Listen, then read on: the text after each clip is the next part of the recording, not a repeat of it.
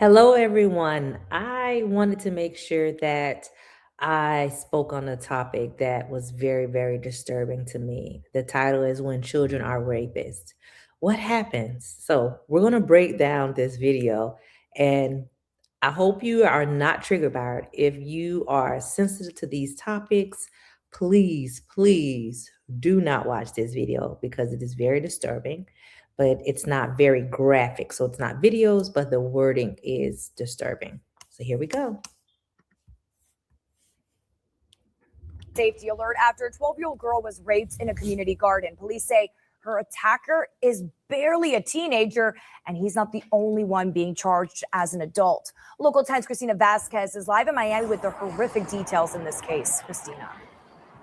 And I do want to start with a graphic content warning. So if you have some young ones at home, just know that these allegations are very disturbing and some of the content here is troubling.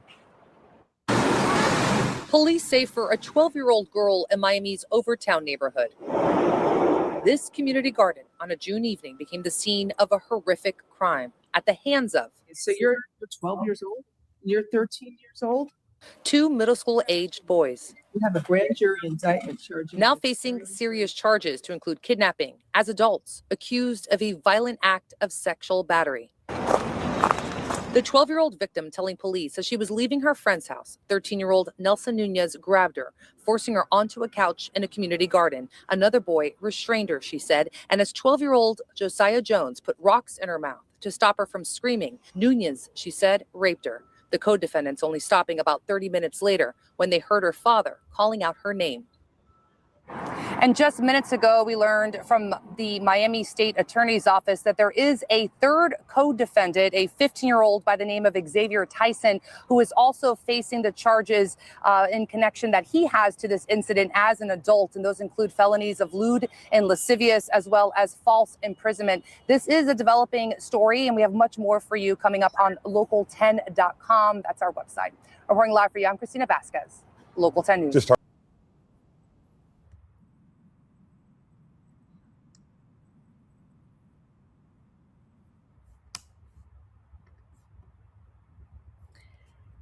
Disturbing indeed. When one of my board members sent this video to me, it was late night, and I watched it and I was like very emotional. And I'm going to tell you why I was very emotional, because these are kids, these are our babies. I have sons, right? I can't imagine as a parent that my son is the one that is accused of this crime, right? I don't necessarily blame parents. You can't really control what your kids do, right? You can teach them, right? And I'm not even going to say that the parents didn't teach these kids, because we don't know what the parents did. And I know that these parents are going through a lot. So I do want to say that I give grace, love, compassion to the parents of both, of the little girl and of the three boys, because I can't imagine being a mother, a aunt, a cousin, anyone in that community, knowing those children and knowing what happened. Okay, that's number one. And so sending love and compassion to the families, because it is a lot, even to that community. What we don't always realize is that sexual assault rate, it really does affects the community. It's not just that family, right? It's not just those boys, the girls, the schools, the kids at school probably know. I don't necessarily agree with the little boys' faces being put on the media, being put on the news, because normally we protect children. We protect children. I have seen a lot of kids protected, and I'm not sure why they made the decision to show the faces of these little boys. Their lives are already ruined. Um, I don't know if it necessarily helps the little girl.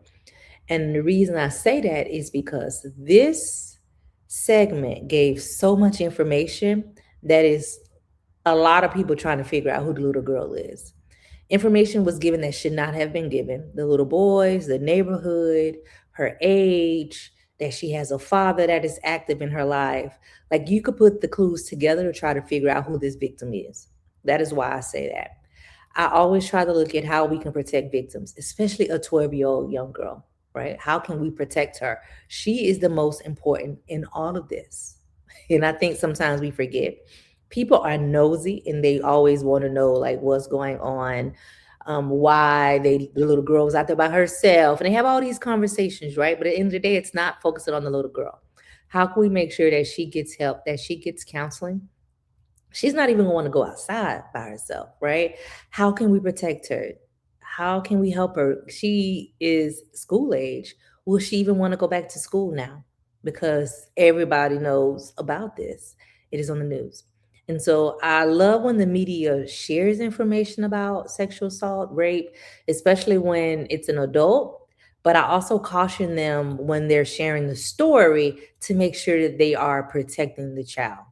Okay, that is important. Protect the victim at all costs because it's very hard to be able to deal with this as it is. Okay, now, as the little boys, do I think the little boys should be held accountable? Absolutely.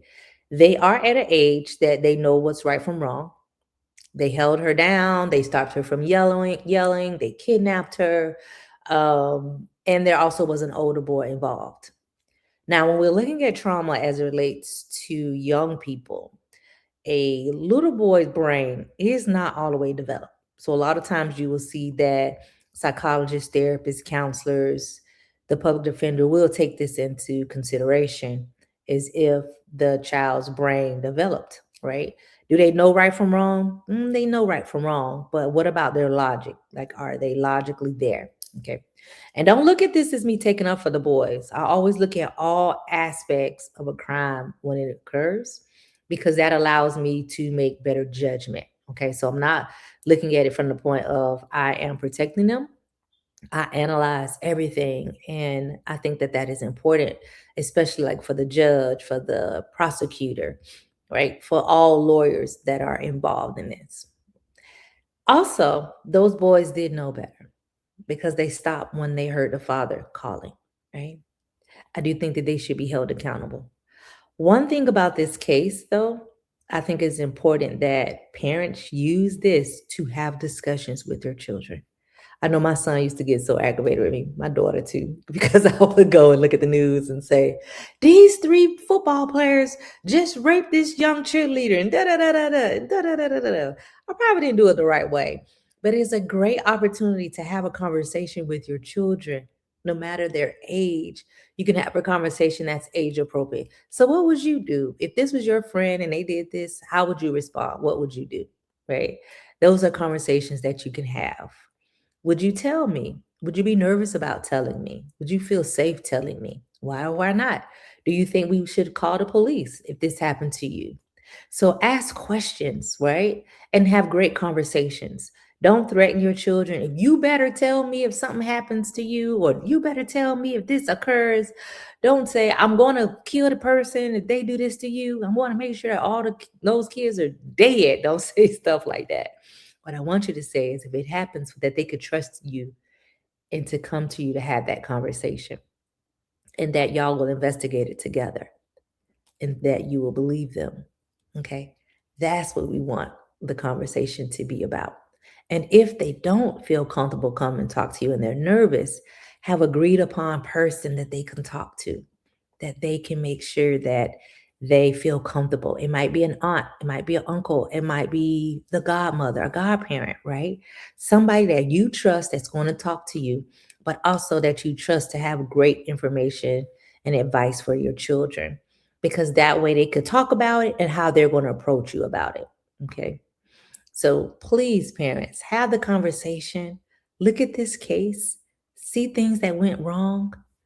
um, I know that that community is hurting right now. It's a community that is poor. So when we look at crime and poverty together, that makes it even worse. So how can we love and learn from this occurrence? That was absolutely horrible. I would love your feedback. I would love to know what you think. Drop it in the comments and share your opinion. And just make sure that you give people grace. I always say that. Give them grace because this isn't good for any party involved. And pray for the little girl. Pray for her family. Pray for a good outcome for them. Mental health is important and that she receives the services and love that she needs. Peace and blessings to you all. And this is Dr. Vanessa. And remember that you have a right to tell it and heal. Peace.